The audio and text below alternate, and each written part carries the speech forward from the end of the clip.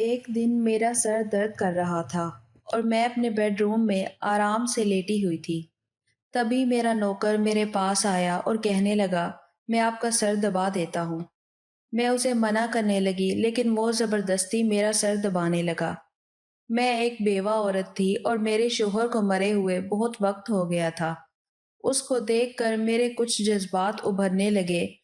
پھر وہ نوکر مجھ سے کہنے لگا، میڈم جی آپ بے فکر رہیں، میں آپ کی ہر کمی کو پورا کرتا رہوں گا، آپ کو کبھی بھی کسی بھی طرح کی شکایت کا موقع نہیں دوں گا۔ بیوہ ہونے کے بعد آج میں نے پہلی بار اپنے سے کم عمر کے لڑکے کو بہانے سے اپنے بیڈ روم میں بلایا تھا۔ اس کے سامنے میں جس حالت میں بیڈ پر لیٹی ہوئی تھی، مجھے بہت شرم آ رہی تھی۔ ہم دونوں کی عمر میں کافی فرق تھا لیکن آج کی غلطی میں کبھی نہیں بھول سکتی تھی، کیونکہ میں جس کو بچہ سمجھ رہی تھی وہ تو ایک میری شادی میرے والد نے 17 سال کی عمر میں ہی کر دی تھی، لیکن میری بدقسمتی یہ تھی کہ میرا شوہر شادی کے 2 سال بعد ہی اچانک فوت ہو گیا تھا۔ مجھے بیوہ ہوئے اب 12 سال گزر چکے ہیں۔ میرے شوہر کے مرنے کے بعد مجھے اب تک کبھی کسی مرد میں کوئی دلچسپی محسوس نہیں ہوئی تھی۔ اپنے شوہر کی موت کے بعد ان کے کاروبار کو سنبھالنے میں اور اپنے اکلوتے بیٹے عمر کی پرورش کرنے میں ہی لگی رہی تھی۔ ان سب ذمہ داریوں کے چلتے ہوئے مجھے کبھی کسی مرد کا خیال ہی نہیں آیا تھا۔ اپنی خواہش کے بارے میں تو میں نے کبھی سوچا ہی نہیں تھا۔ انہی دنوں میں ہمارے پرانے نوکر نے اپنے گھر واپس جانے کا فیصلہ کر لیا تھا، تو جس وجہ سے مجھے نئے نوکر کی ضرورت پڑی تھی۔ میں نے پرانے نوکر سے کہا تھا کہ مجھے کام کے لیے کوئی بھروسے کا آدمی لا دے جو آپ کی جگہ کام کر سکے۔ میرے پرانے نوکر نے ایک لڑکے کو کام پر رکھ دیا جس کا نام شفیق تھا۔ شفیق آیا تو پہلی نظر میں ہی مجھے پسند آ گیا تھا۔ شفیق کو پرانا نوکر ہی لے کر آیا تھا، اسی لیے وہ اسی کی جان پہچان کا کوئی لڑکا تھا۔ میں نے بھی اسے بھروسے کا آدمی سمجھ کر رکھ لیا تھا۔ وہ لڑکا واقعی بہت نیک دل لڑکا تھا۔ وہ بہت ایمانداری سے اپنا کام کرتا تھا۔ صبح سے شام کے 5 تک میرے بیٹے عمر کے ساتھ آفس میں ہوتا اور رات کو کھانا کھا کر ہمارے دیے ہوئے کوارٹر میں چلا جاتا تھا۔ مجھے اس کے ساتھ لگاؤ سا ہو گیا تھا۔ میرا دیور دبئی میں کئی سالوں سے تھا۔ انہی دنوں وہ پاکستان آئے تھے۔ پاکستان آنے کے بعد انہوں نے میرے بیٹے عمر سے کہا کہ عمر بیٹا تم میرے ساتھ ہی دبئی چلو اور بزنس میں ماسٹر کر لو۔ میرے گھر رہو گے تو ہر طرح سے تمہارا خیال رکھا جائے گا۔ میرا ایک ہی تو بیٹا تھا۔ میں نہیں چاہتی تھی کہ وہ بھی مجھ سے دور ہو جائے۔ وہ اپنے ابا کے بزنس کو بھی سنبھالے ہوئے تھا، مگر اپنے چاچو کے جوش دلانے پر دبئی جانے کے خواب اس کی آنکھوں میں جاگنے لگ گئے اور وہ بزنس میرے حوالے کر کے اپنے چچا کے ساتھ دبئی چلا گیا تھا۔ اب بیٹے کے بغیر میں اکیلی اکیلی سی محسوس کرتی تھی۔ ایسے میں اگر کسی کا سہارا لے سکتی تھی تو وہ میرا نوکر شفیق ہی تھا۔ وہ اپنی غریبی سے تنگ اور رشتہ داروں سے ٹوٹا ہوا لڑکا تھا۔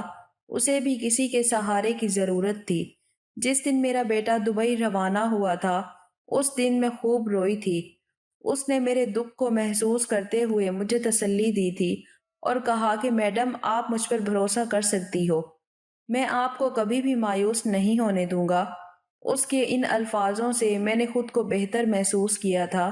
اس وقت مجھے اپنے اوپر احساس ہو رہا تھا کہ جس بیٹے کے لیے میں نے اپنی عمر کے سارے سنہرے دن برباد کر دیے تھے، جس کو پالا پوسا اور بڑا کیا، وہی مجھے چھوڑ کر چلا گیا تھا۔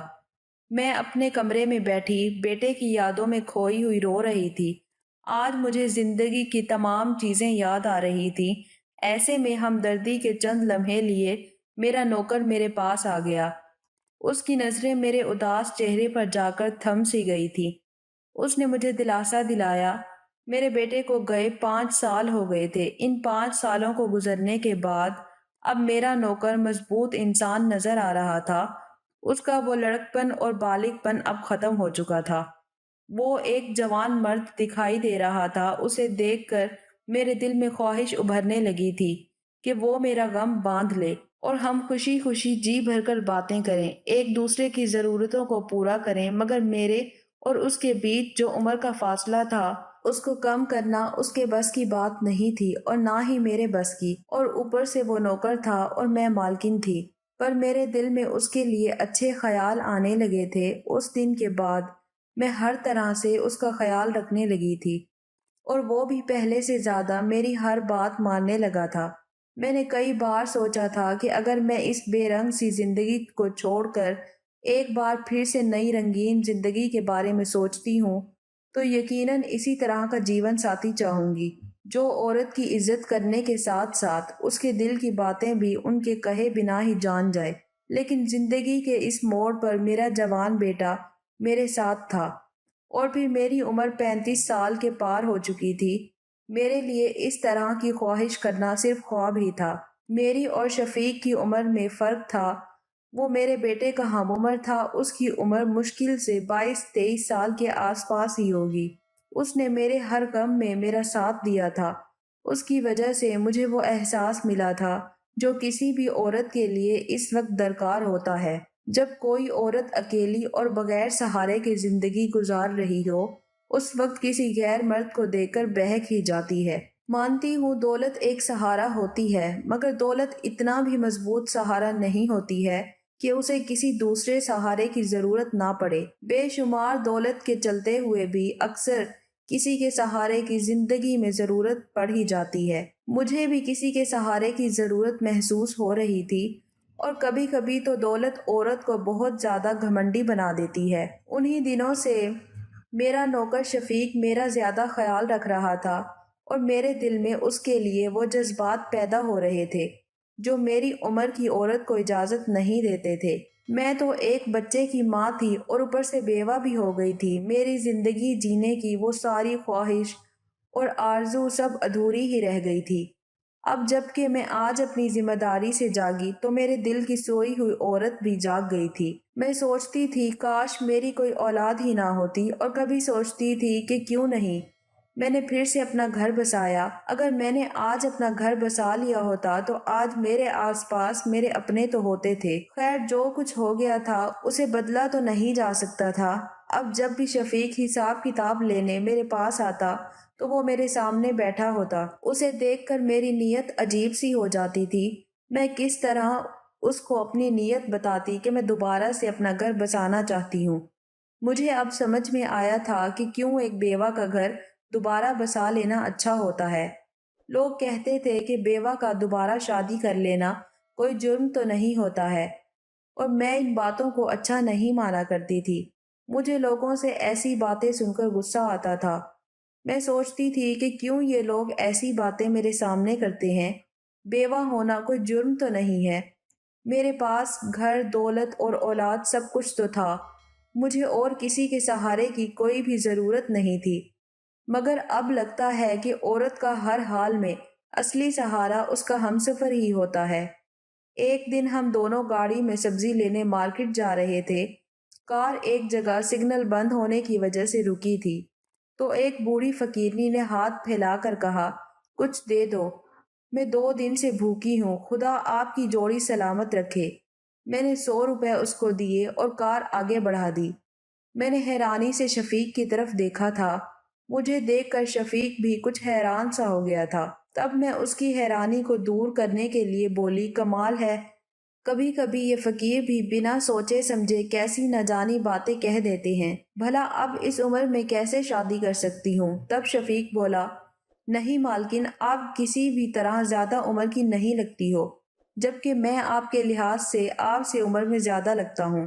اس کی یہ بات سن کر میرے دل میں خوشی کا دریا بہنے لگا تھا۔ میں نے کہا، انسان کو سمارٹ رہنا چاہیے، اپنے آپ کا خیال رکھنا چاہیے، مگر تم ہو کہ ایسے کام میں مگن رہتے ہو کہ اپنے جسم کا بھی تمہیں ہوش نہیں رہتا۔ میں نے شفیق سے یہ کہہ تو دیا، لیکن یہ بات کر کے میں خود ہی شرمندگی کا شکار ہو گئی تھی۔ اب مجھے دیکھ کر اس نے میری اداسی کو دور کرنا چاہا اور بولا، میڈم، آپ واقعی اپنی عمر سے 10-15 سال کم لگتی ہیں۔ میں نے مسکراتے ہوئے شفیق سے کہا، بس رہنے بھی دو، تم مجھے کیوں بلا وجہ ہی غلط فہمی میں ڈال رہے ہو؟ میڈم جی، میں سچی کہہ رہا ہوں۔ شفیق یقین دلانے کے دباؤ سے اپنی بات پر زور دے کر مجھ سے میری تعریف کرتے ہوئے کہنے لگا، میڈم، آپ آج بھی بہت خوبصورت، حسین، جوان عورت لگتی ہو۔ آپ کی عمر کی عورتوں سے آپ کم عمر لگتی ہیں۔ اپنی زندگی میں کیا دیکھا ہے آپ نے؟ آپ نے تو صرف اپنے بچے کی پرورش کی اور اس کی دیکھ بھال کی فکر کرتی رہی۔ اب چاہے تو آپ اب بھی اپنے حصے کی خوشیاں حاصل کر سکتی ہیں۔ میں نے شفیق سے کہا، شفیق یہ تم کیا کہہ رہے ہو؟ شفیق کو دیکھ کر میں ہنس پڑی اور بولی، تم پاگل ہو گئے ہو اور مجھے لگتا ہے تم مجھے بھول رہے ہو۔ اس نے کہا، نہیں نہیں، شاید میں اپنی اوقات سے زیادہ ہی آگے بڑھ گیا ہوں۔ دبے انداز میں شفیق بولا، میں آپ سے معافی مانگنا چاہتا ہوں، شاید آپ کو میری باتیں اچھی نہیں لگی ہیں۔ میں بغیر سوچے سمجھے کچھ زیادہ ہی کہہ گیا۔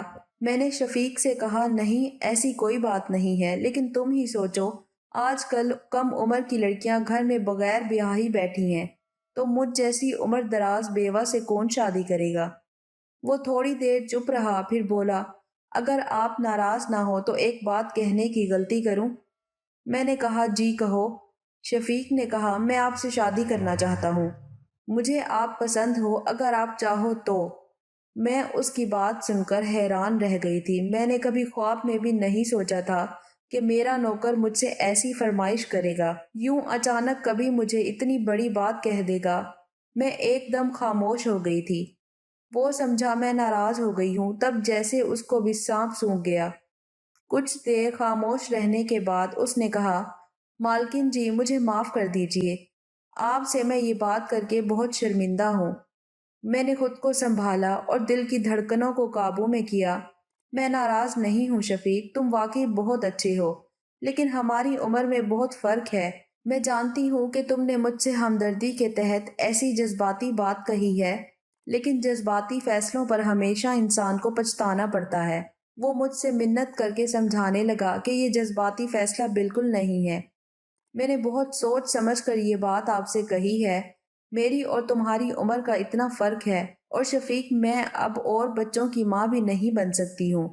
میں اس عمر سے بھی آگے نکل چکی ہوں، جبکہ تمہاری عمر کے لوگ شادی کے بعد بچوں کی خواہش کرتے ہیں۔ تو شفیق بولا، آپ کی تو اولاد ہے نا، عمر کو سنبھال کر رکھیں، اور میں ضروری نہیں سمجھتا کہ میری اولاد ہو۔ اچھا تم سوچ لو، میں سوچ کر جواب دوں گی۔ اور میں سخت کشمکش میں تھی۔ دل کہتا کہ اس بات کو مان لوں، اور دماغ کہتا نہیں، اب وقت گزر گیا ہے۔ انسان اتنے بھی اچھے نہیں ہوتے ہیں، اچھے اچھے مرد بھی دھوکہ دے دیا کرتے ہیں۔ اس کے بعد کافی دن ہم دونوں چپ رہے، اور اب میں راتوں کو نہ تو صحیح سے سو سکتی تھی اور نہ ہی دن کو مجھے چین آتا تھا۔ دل بار بار شفیق کی وجہ سے بے چین ہو جاتا تھا، اور اب اس کے لیے پیار اور بڑھ گیا تھا۔ گھر میں اب کون تھا سوائے شفیق کے؟ اس پر میری ذمہ داری تھی۔ مجھے ڈاکٹر کے پاس لے جانا تھا اور میری دوائی بھی لانی ہوتی تھی، اور وہ اپنی ذمہ داری کو بخوبی نبھا رہا تھا۔ میں نے سوچا، واقعی اکیلی عورت کو کسی مضبوط سہارے کی کتنی ضرورت ہوتی ہے۔ مجھے شفیق سے محبت نہیں تھی، مگر یقیناً وہ اب میری ضرورت بن گیا تھا۔ اس نے اپنے صاف ستھرے جذبات سے میرے دل میں ایک ایسی جگہ بنائی تھی کہ دماغ نے اس کو نوکر کی بجائے اپنا ہم ساتھی سمجھنا شروع کر دیا تھا۔ اب میں ہر دن اس کے بارے میں سوچتی رہتی تھی، اور زیادہ سوچنے سے میرا وجود بھی اب جواب دے گیا تھا۔ سر میں درد رہنے لگا تھا۔ میں نے بزنس کے معاملے سے بھی ہاتھ اٹھا لیا تھا، اور اب میں نے ساری ذمہ داری شفیق کو دے دی تھی۔ ایک دن سر میں بہت تیز درد تھا، اور میں اپنے ہاتھوں سے اپنا سر دبا رہی تھی کہ شفیق عافیت سے آ گیا۔ اس کے ہاتھ میں کچھ فائلز تھیں، اور وہ میرے کمرے میں آنے کی اجازت مانگ رہا تھا۔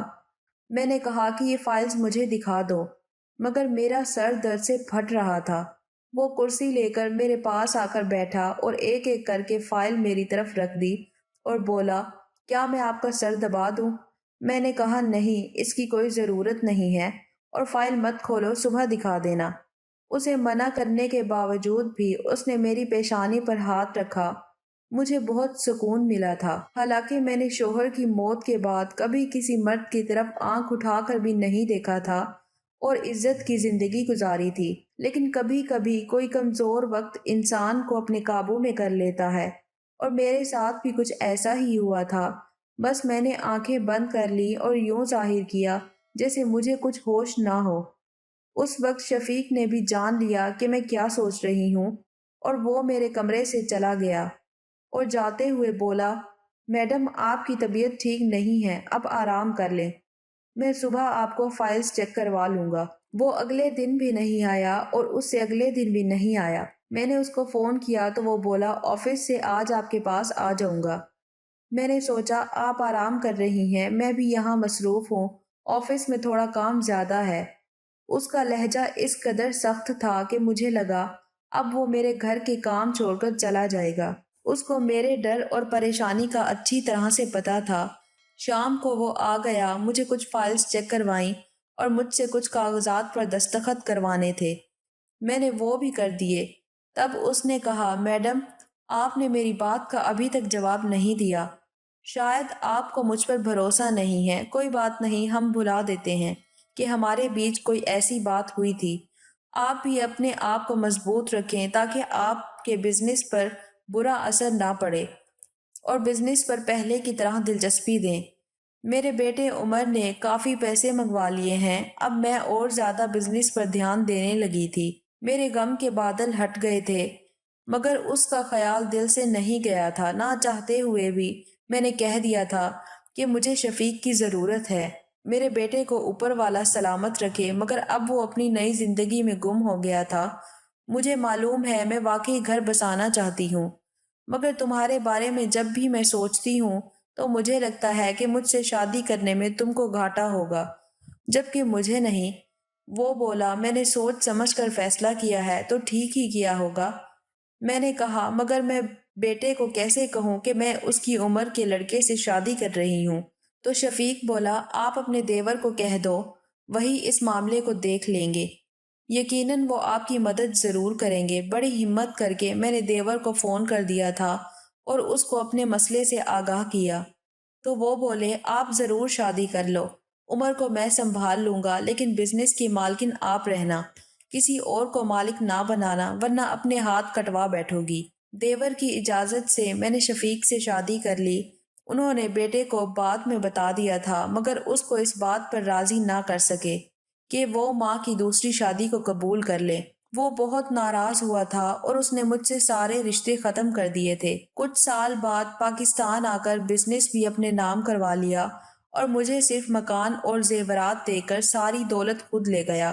بیٹے کو بزنس سنبھالتے دیکھ کر میں بھی خوش تھی، مگر کاش وہ مجھ سے راضی ہو جاتا تو میرے دل کو اور سکون مل جاتا۔ خیر میری دولت کا لالچ شفیق کو نہ تھا، اس کو ایک اور جگہ بہت اچھی نوکری مل گئی تھی، مگر یہ قدم اٹھا کر میں نے اپنا بیٹا ضرور کھو دیا تھا، مگر میں خود کو خوش قسمت مانتی ہوں۔ شفیق کو مجھ سے کوئی شکایت نہیں تھی، اس نے واقعی عمر کے فرق کے باوجود مجھ سے سچی محبت کی، میرا اتنا خیال رکھا کہ مجھے ذرا بھی تکلیف نہ ہونے دی، لیکن میرا دل اس کی اتنی ساری محبت پڑھ کر بھی بے سکون ہی رہا، کیونکہ جس بیٹے کی خاطر میں نے جوانی کے سنہری دنوں کو قربان کر کے پروان چڑھایا تھا، آج اس کو مجھ سے ملنے تک بھی منظور نہ تھا۔ آخر میرا بیٹا یہ کیوں نہیں سمجھتا کہ مجھے بھی کسی کے سہارے کی ضرورت تھی؟ کل کو وہ بھی تو شادی کر کے اپنی بیوی کے ساتھ مصروف ہو جاتا۔ مجھے بھی تو بڑھاپے میں میرا خیال رکھنے والا چاہیے تھا نا۔ میں آپ لوگوں سے پوچھنا چاہتی ہوں کہ میں نے شفیق سے شادی کر کے غلط کر دیا تھا؟ کیا ایک بیوہ عورت کو شادی کرنے کا حق نہیں ہے؟ کیا ایک بیوہ کو اس کی زندگی جینے کا حق نہیں ہے؟ یہ تھی ناظرین ہماری آج کی کہانی۔ کہانی اگر پسند آئی ہو تو کہانی کو لائک اور شیئر کر دیجیے گا اور میرے چینل کو سبسکرائب کر لیجیے گا تاکہ مزید اس طرح کی کہانیوں کا نوٹیفیکیشن آپ کو بر وقت ملتا رہے۔ ملتے ہیں ایک نئی ویڈیو کے ساتھ، تب تک کے لیے اپنا خیال رکھیے گا، دعاؤں میں یاد رکھیے گا۔